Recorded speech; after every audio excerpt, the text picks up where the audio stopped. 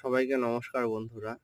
দেখতে পাচ্ছেন আমি ভাড়া বাড়ির ছাদের নিচে পুরো টিন দেওয়া আছে। তার নিচেই কিছু ফল গাছ লাগিয়েছি।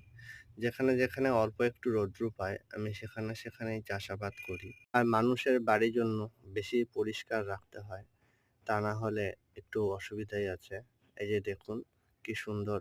এই পাশটায় রৌদ্র আসে তাই এ পাশটায় কিছু ফলের গাছ লাগিয়েছি। নিচে খুব সুন্দর করে টাইলস দেওয়া আছে।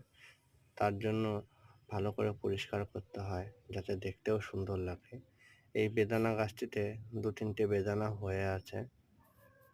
খুবই ভালো লাগছে দেখতে।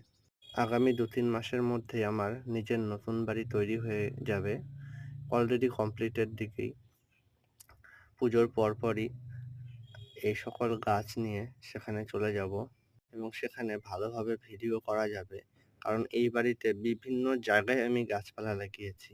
ব্যালকনিতে, ছাদের নিচে ৩-৪ জায়গায় যেখানে সকালে অল্প রৌদ্র আসে। কিন্তু পরিষ্কার করাটা অবশ্যই জরুরি টবের নিচগুলোতে। তা না হলে সেখানে পিঁপড়ের বাসা হয়ে যায় এবং গাছে জল দিতে এবং গাছের পাতা পড়তে নিচগুলো একদম নোংরা কাদা হয়ে যায়।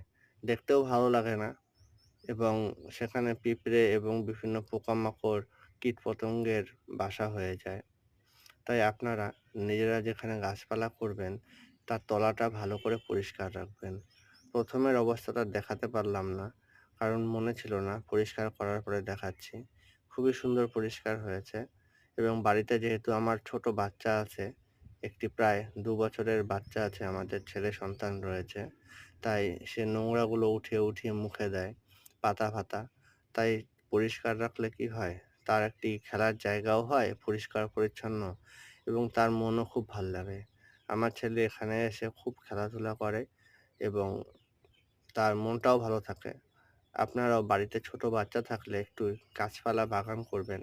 দেখবেন তারা ফুল ছিঁড়বে, ফল ছিঁড়বে, পাতা ছিঁড়বে। তাদেরও মনটা খুব ভালো লাগবে।